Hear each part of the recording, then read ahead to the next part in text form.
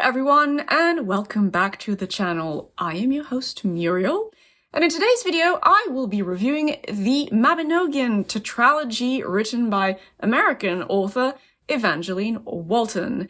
This series, as the title indicates, retells parts of the Welsh Mabinogion, a body of Welsh pagan folklore and mythology written down by Christian monks in the medieval period, as a unified high fantasy story, and, well, it was recommended to me by a reader friend a while ago, and I finally got around to it late November, or, well, rather, early December. More specifically than what I just said, the Mabinogion Tetralogy covers, and keep in mind, I'm going to do my best to pronounce all of these Welsh names as accurately as possible, given the pronunciation guides I have access to and consulted, but, if I make mistakes, my deepest apologies to speakers and lovers of the Welsh language. So the Tetralogy covers Prince Pwyll's encounter with Aron, and subsequent adventure in Annwn, the Welsh underworld, in Book 1, Prince of Annwn, the tragic family saga of Bran the Blessed, Manawydan, their sister Branwen, and their conflict with the, well, at the time,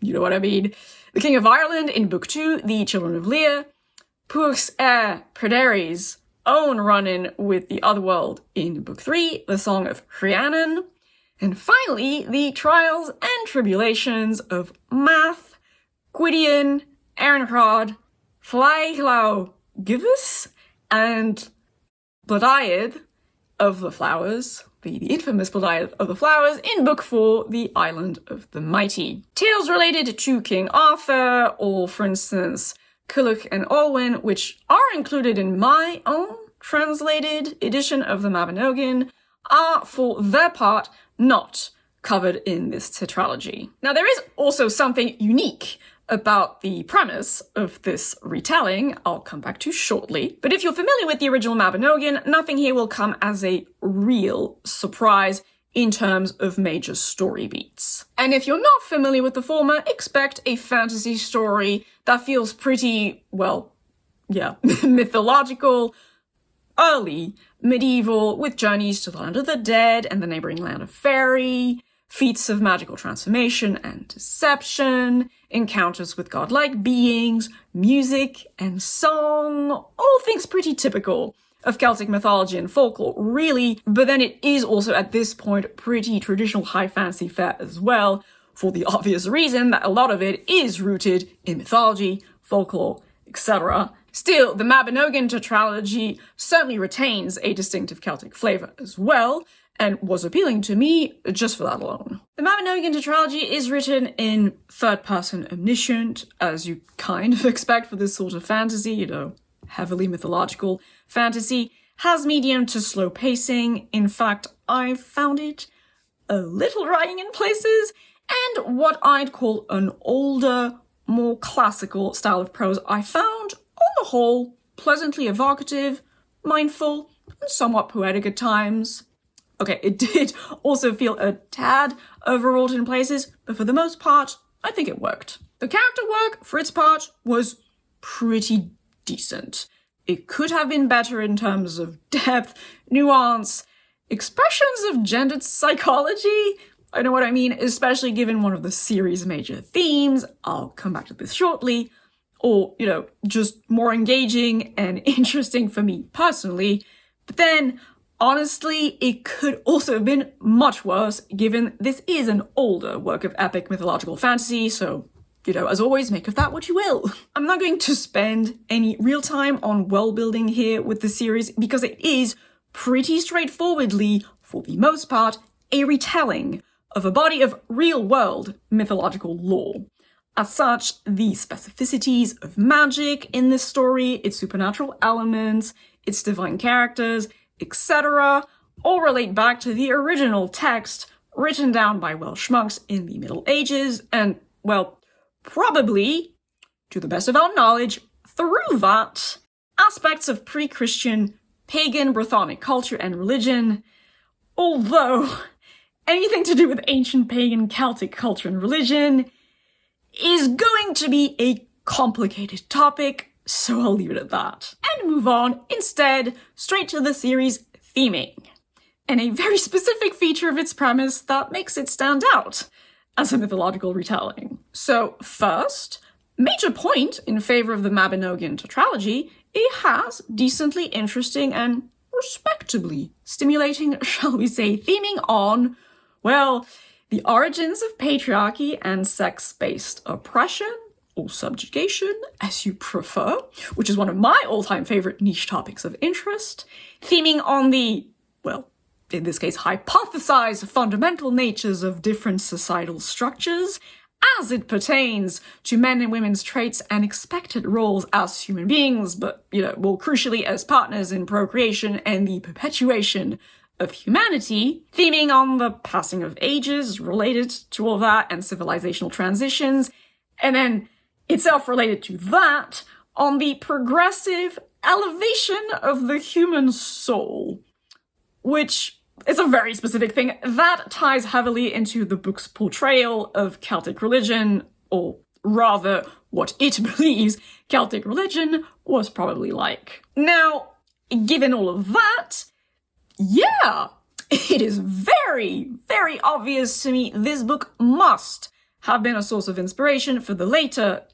and for me greater, Mists of Avalon, which remains to this day my favorite standalone fantasy novel of all time. We're not going to go into the whole author aspect of this specific equation. If you want to hear my thoughts about that, I do have a review for the Mists of Avalon, and I also have a video dedicated to my own reading ethics, so you're free to check those out if you're interested in further context. So yes, it's very obvious to me the Mabinogion Tetralogy was a source of inspiration for that work of literature, and then, other related works of, broadly speaking, feminist and neo-pagan fantasy rooted, in part at least, in the, on the one hand, the goddess spirituality movement, and on the other, the early research and theories of the feminist anthropologists, archaeologists, ethnologists, and folklorists of the second wave. And so by second wave, I do mean the feminist second wave of the late 1960s,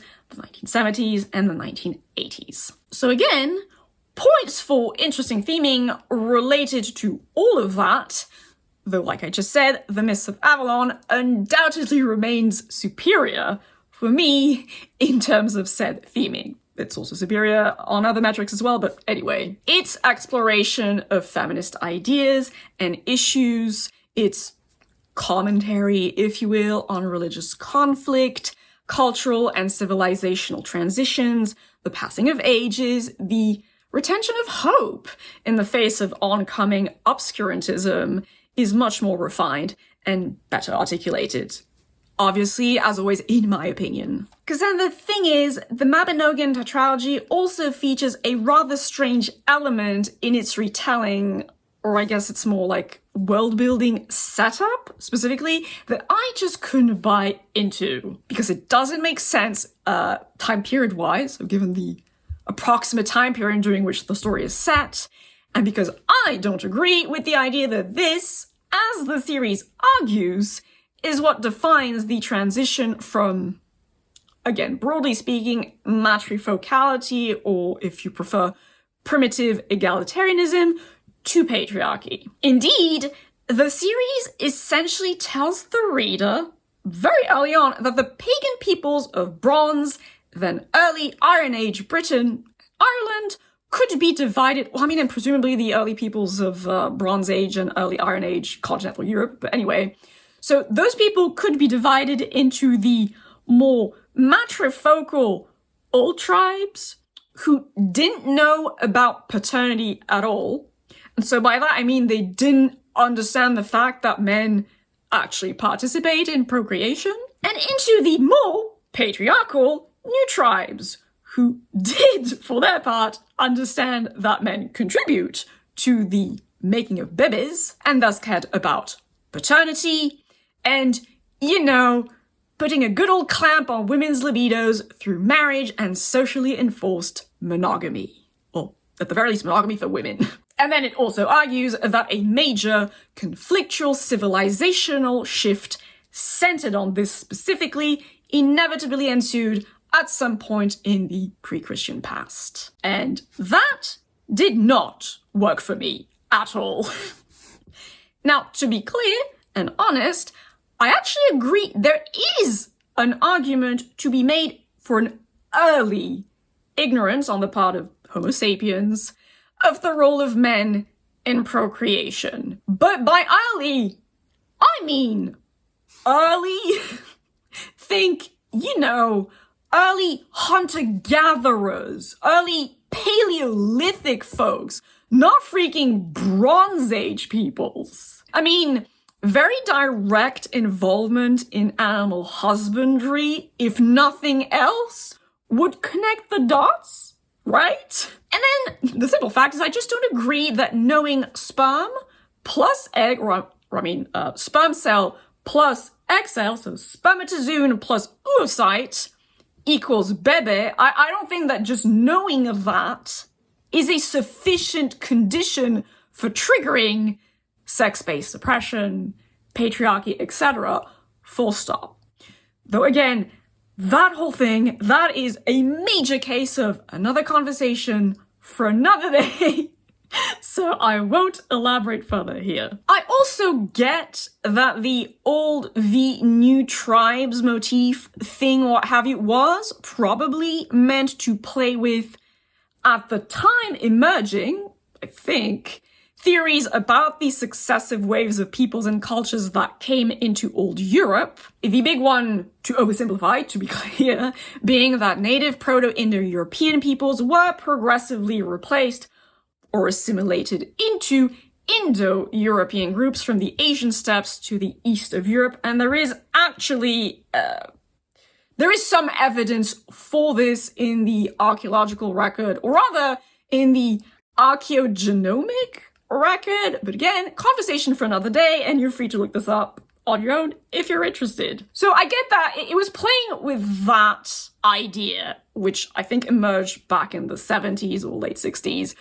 But that doesn't change the fact the idea that we used to be matriarchal, matrifocal because we didn't know fathers were a thing, and then we all became patriarchal once we realized actually sperm is important for making babies. None of what I said changes the fact that that was a rather weird thing to hinge the story's, let's say, proto-feminist and anthropological theming on.